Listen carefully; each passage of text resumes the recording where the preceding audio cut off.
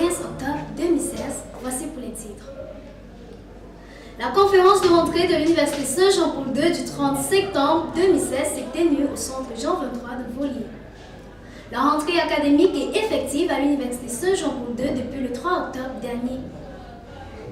Campus de Vannes, les voies d'accès. La discipline à l'Université Saint-Jean-Paul II, les étudiants retardataires. Les petits coins de pause du campus de Vannes. Mon boulot, ingénieur de surface au campus de Vannes. Université Saint-Jean-Paul II, une institution handi-accueillante. Nous allons accueillir sur ce plateau l'invité du magazine, M. Achille Tango, qui viendra nous parler de la discipline à l'Université Saint-Jean-Paul II. Actualité nationale et internationale, conditions de la femme rurale, ça promet. Thaïlande, le recueillement et des questions se posent après la mort du roi. À la page sportive, camp féminine 2016. Mesdames et messieurs, une fois de plus, bonjour. Avant de développer nos titres, signalons que les présoutenances concernant les étudiants de l'année académique 2015-2016 se sont déroulées ici même au campus de Vannes le mois de septembre dernier. La conférence de rentrée de l'Université Saint-Jean-Paul II s'est tenue le 30 septembre dernier au centre Jean 23 de Volier, ici même à Yaoundé. Elle était présidée par M. David Tam en sa qualité de recteur de l'Université Saint-Jean-Paul II. Comme pour ne pas déroger à la règle, cette rencontre se veut pédagogique et aussi permettre un échange entre les parents et les jeunes étudiants nouvellement admis au sein de notre institution. Prenez-en un reportage de Kémounier Amélie.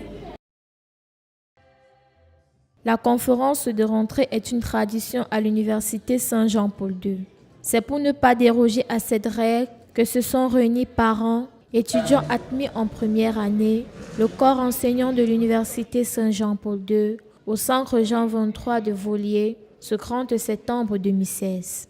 Il est 10 heures quand la sœur Marie-Françoise Bonvalet fait son entrée dans cette somptueuse salle où nos illustres invités, parés de leur plus belle tenue, et les étudiants de deuxième année qui portaient fièrement leurs sous-vêtements blancs avaient pris place. Le recteur de l'Université Saint-Jean-Paul II fait son entrée à la suite de la sœur Marie-Françoise Bonvalet sous une escorte très remarquée des étudiants membres du club hôtesse de notre grand institut. Il est accueilli par les membres de son corps enseignant. Les invités venus nombreux font de même avec un standing ovation. Comme il est de tradition à tous les rassemblements de notre institut, notre chorale estudiantine exécute l'hymne de l'université avec toute la maestria dont elle seule a le secret.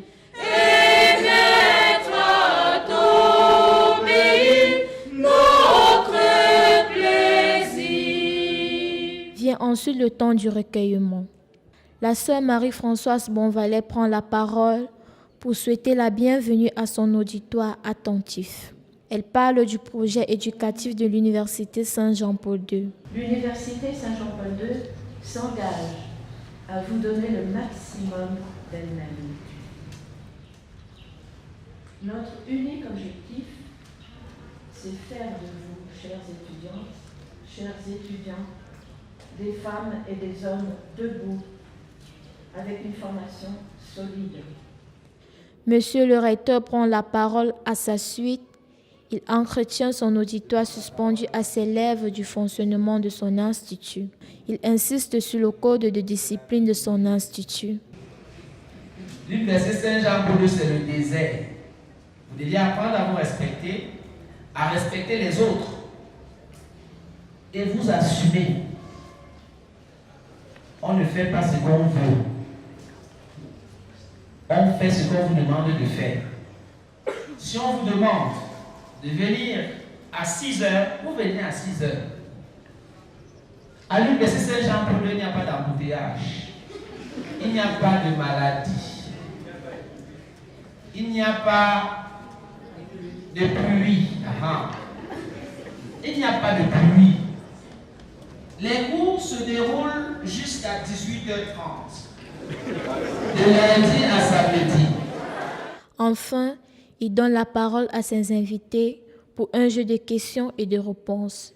Vous vous êtes posé des questions tout à l'heure à savoir quelle est la particularité de l'Université Saint-Jean-Paul II à travers ses enseignements.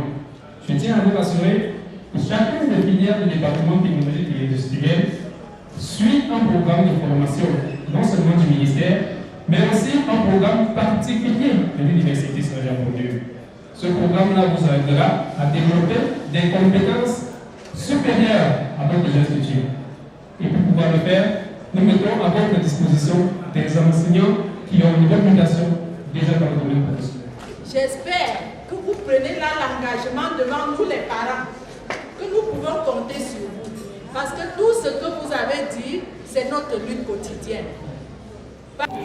Il est 14 heures quand il prend congé de ses hôtes. La conférence de rentrée aura tenu toute sa promesse. Elle a permis de créer le lien entre les parents et le corps enseignant, d'édifier nos camarades admis en première année, des attitudes du leader qu'ils vont être demain après leur passage à l'Université Saint-Jean-Paul-II. Voilà qu'ils savent à quelle sauce ils vont être mangés. Ils clameront sûrement dans un futur proche, je cite, « Oui, j'étais à l'Université Saint-Jean-Paul-II ». Fin de citation. Il va sans dire que le 3 octobre 2016, nos jeunes camarades commenceront une belle transformation pour être des leaders de demain. La rentrée effective de l'Université Saint-Jean-Paul-II a eu lieu ce 3 octobre 2016. Le retour au campus des étudiants s'est déroulé dans une ambiance de retrouvailles et très studieuse. Dans ce reportage de Oyana Rochelle. Nous sommes le 3 octobre 2016, date de rentrée académique à l'Université Saint-Jean-Paul-II. Il est 8 heures, les étudiants de l'Université Saint-Jean-Paul-II sont de retour dans leur campus. Vêtus de costumes noirs et de belles cravates, tailleurs pour les dames, comme à l'accoutumée dans cet institut catholique. Tous rayonnants se mettent en place pour une prière matinale, question pour ces étudiants de confier leur vie au Christ. Le recteur de l'université, M. David Tam, rappelle à tous ces étudiants d'être disciplinés, chaleureux et surtout travailleurs pour cette nouvelle année académique 2016-2017. Et nous voulons que cette année, tous les étudiants de l'Université Saint-Jean-Paul-II passent en deuxième année et en troisième année. Tous en route pour leur salle de classe se demandent comment se déroulera cette nouvelle année qui s'annonce très prometteuse. L'accès au campus de Vannes n'est pas chose aisée dans cette saison de pluie. Les étudiants slalom entre les flaques d'eau, les détritus du voisinage pour arriver au campus. Dans ce reportage de Oyana Rochelle. Ici, la route qui mène à l'Université Saint-Jean-Paul-II de Vannes. Salon de coiffure au premier pas, comme un rappel du niveau de cheveux. Juste devant, une église, comme un second rappel. Cette fois-ci, la confession de tous vos péchés, si vous en avez eu à commettre. Car, dit-on, l'Université Saint-Jean-Paul-II est avant tout un centre d'exploration du génie mis en vous par le Père Tout-Puissant. Mais alors, comment y accéder, vu l'état de la route? Bac à ordures au passage, piscine au rendez-vous. Nid de poule, les étudiants en appellent au secours. Je ne dirais pas dommage pour ces étudiants, car ils ne cherchent qu'une seule chose, libérer leur potentiel. Costume bien graissé, chaussures bien cirées, peu importe le niveau d'élégance. Il faut braver tous ces obstacles pour arriver au temple du savoir et surtout à l'heure, s'il vous plaît. L'a-t-on souvent dit, la vitesse avec laquelle nous courons dépend de la taille du chien qui nous poursuit. À bon entendeur, salut. La ponctualité est la première qualité d'un leader. Une institution comme la nôtre qui se revendique de former des leaders met un accent particulier à ce code bonne conduite. Les retardataires ici n'ont droit à aucun traitement de faveur. Dans ce reportage de Jacques Pierre. La rentrée est effective à l'Université Saint-Jean-Paul-II. C'est le moment pour tous les étudiants de remettre les pendules à l'heure, car le temps est un trésor à l'université. Il est 7h30, chacun est censé avoir traversé le portail.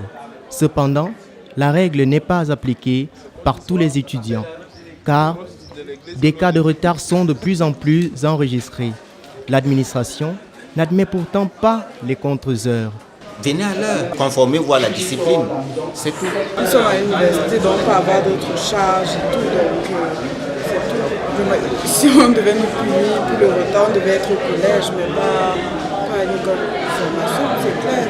C'est une remise à jour de la discipline. Parce que la discipline fait partie du cheval de base de l'éducation à l'université Saint-Jean-Paul II. Peu importe la tenue, peu importe le statut, lorsque vous arrivez, on doit vous punir. Les retardataires devront pour autant manœuvrer, je cite, balayer, nettoyer les couloirs et même ramasser les ordures avant toute admission en salle. Espérons que ces différentes méthodes impliqueront aux étudiants la gestion du temps dans leurs différentes activités afin de toujours être à l'heure dans leurs destinations respectives.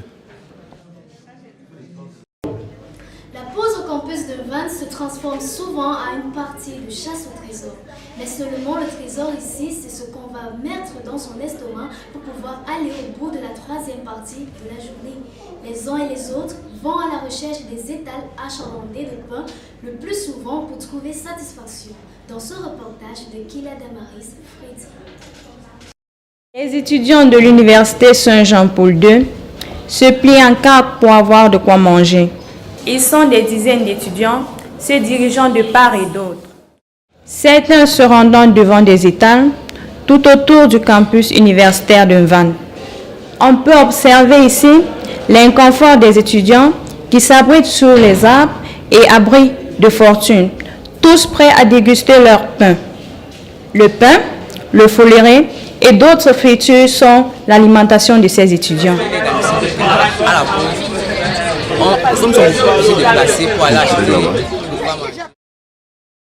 Vivement une cantine au sein de l'université Saint-Jean-Paul II. Cette personne dont vous allez regarder le reportage, vous les avez sûrement déjà croisées dans les couloirs de notre campus. Cette jeune Camerounaise a choisi d'exercer la profession d'ingénieur de surface. Sa mission au quotidien est de capitaliser toutes les ingénieries afin de rendre notre campus agréable à vivre. Le reportage de Richard Maniangini.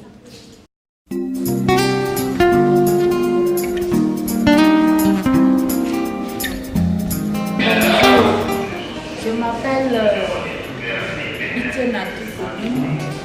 Je suis agent d'entretien à l'université Saint-Jean-Paul.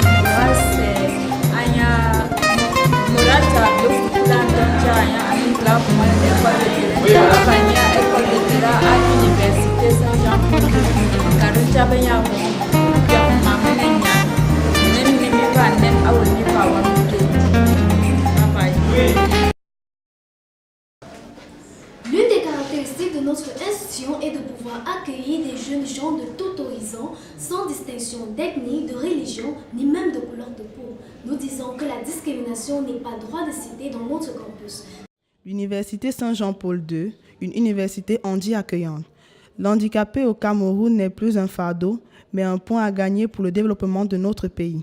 L'université Saint-Jean-Paul II se fait connaître par son accueil et sa chaleurosité.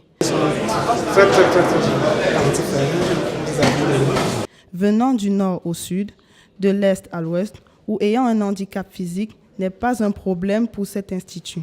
Chacun trouve sa place ici. Les cours sont dispensés sans discrimination. Cet handicapé compris et accepté par ses encadreurs ne trouve pas de raison de se plaindre. Ceci doit être adopté dans toutes les institutions pour un avenir meilleur. Alors, mesdames et messieurs, nous allons recevoir notre invité de ce jour, Monsieur Achille Tango. Bonjour, Monsieur Achille Tango. Vous êtes secrétaire académique à l'Université Saint-Jean-Paul II et autant un produit fini du CPIP de Volier. Voici pour la première question. Pourquoi le code disciplinaire ici à l'Université Saint-Jean-Paul II est très strict? Merci, c'est une question très importante qui doit être formationnelle.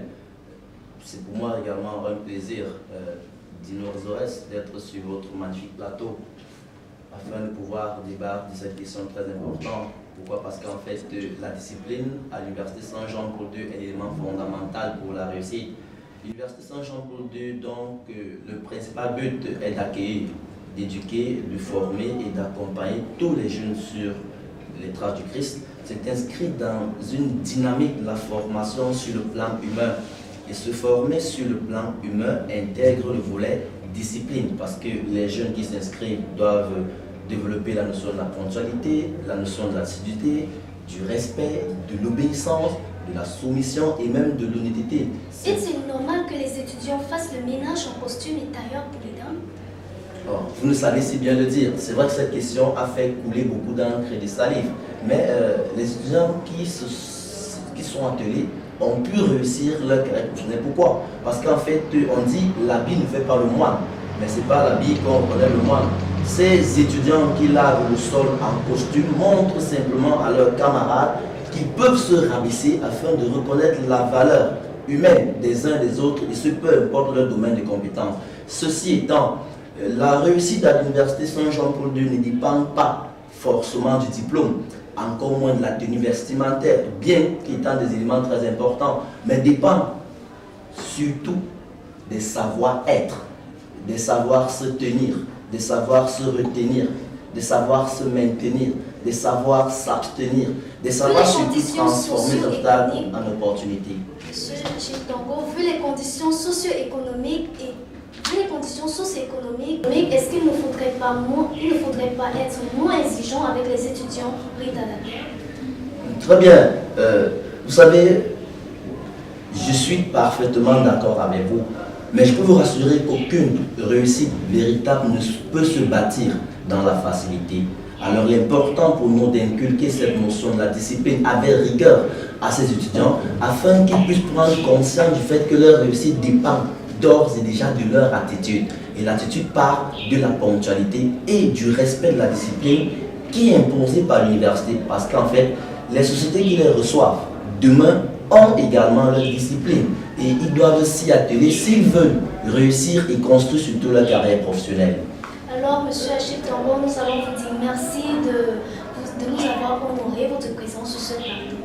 Or, c'est moi qui vous remercie. L'opportunité est immense pour moi de devoir répondre à cette question de la discipline. Pourquoi? Parce qu'en fait, je ne saurais terminer sans valoriser cet homme qui est non seulement doté des dons, des talents, des aptitudes, des capacités immenses. Il s'agit bien de monsieur le recteur de l'Université Saint-Jean-Paul II qui a pu s'inscrire dans cette dynamique formationnelle pour accompagner les jeunes à réussir sur les traces du Christ.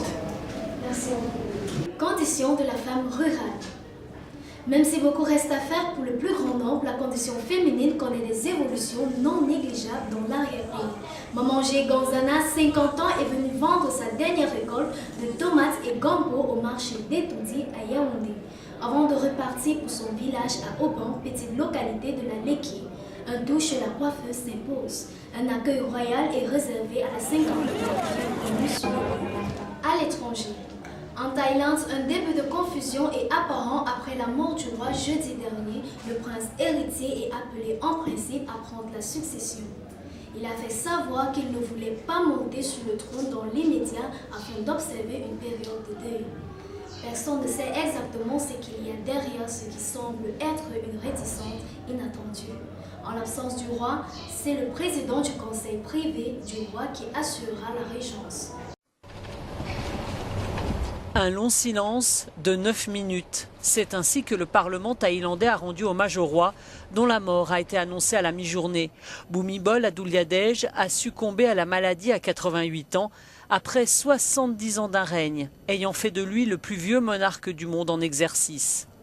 En jaune, la couleur de la royauté, toute la Thaïlande le pleure. 1 an de deuil proclamé pour rendre hommage à ce roi autoritaire, mais considéré comme le seul ciment d'un pays divisé politiquement. Son fils lui succédera, mais pas immédiatement. Ici, le Premier ministre, issu de la junte militaire, précise que le futur roi ne souhaite pas prendre ses fonctions tout de suite, afin de partager le deuil des Thaïlandais.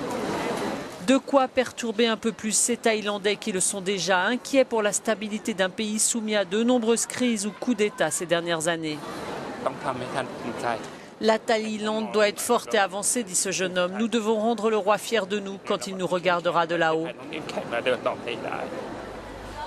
Bhumibol Adulyadej avait un statut de demi-dieu, héritage de décennies de culte de la personnalité.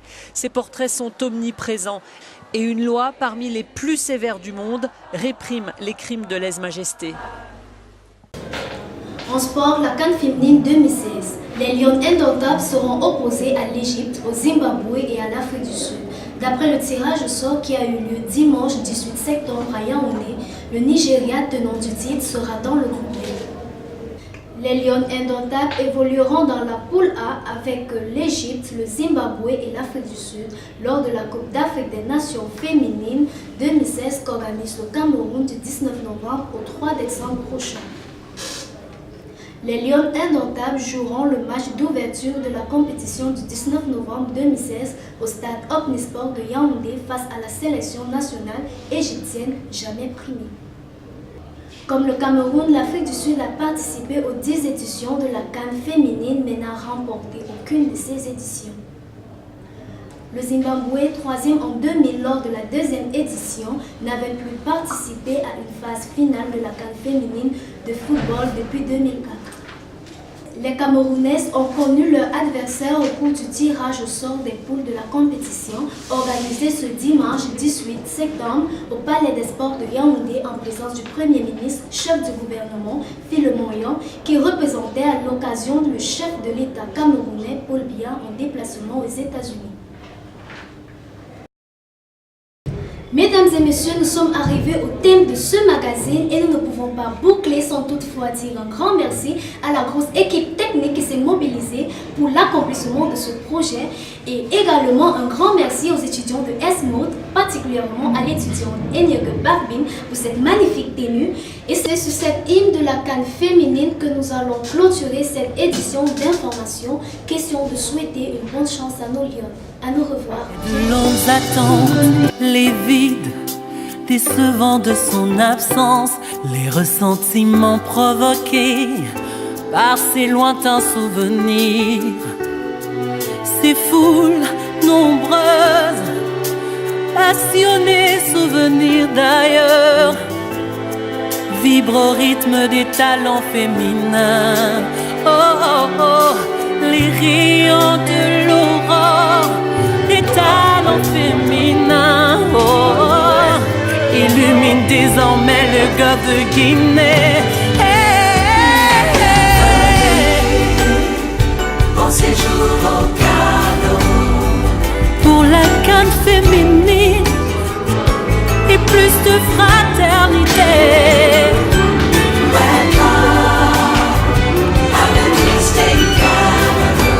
Oh, elle consacre les talents de nos footballeurs. After waiting for long, anxiously waiting, disappointing emptiness of its absence. After resentments due to its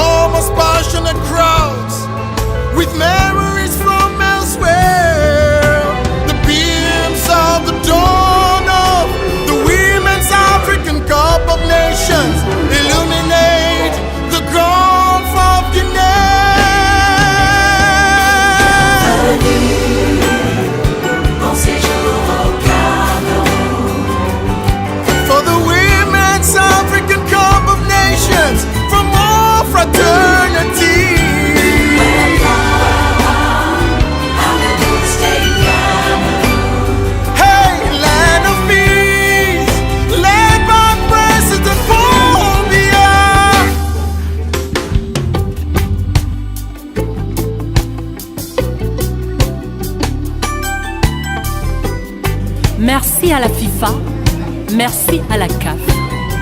La CAF féminine réaffirme les vertus de la femme combative, les mérites infinis de la douce compagne de l'homme, source de vie, mère de l'humanité. Ces lueurs font frémir les corps et les cœurs de ceux qui vivent le rêve. Et catharsis des matchs, ces rayons scintillent de bonheur au Cameroun, pays de paix et de stabilité. Oh, oh. Ces rayons scintillent de bonheur au Cameroun, pays de paix et d'hospitalité. Oh, oh, Afrique en miniature et d'intégration nationale. Oh, oh. Bon séjour au Cameroun. Cameroun, South Africa, et and Ghana.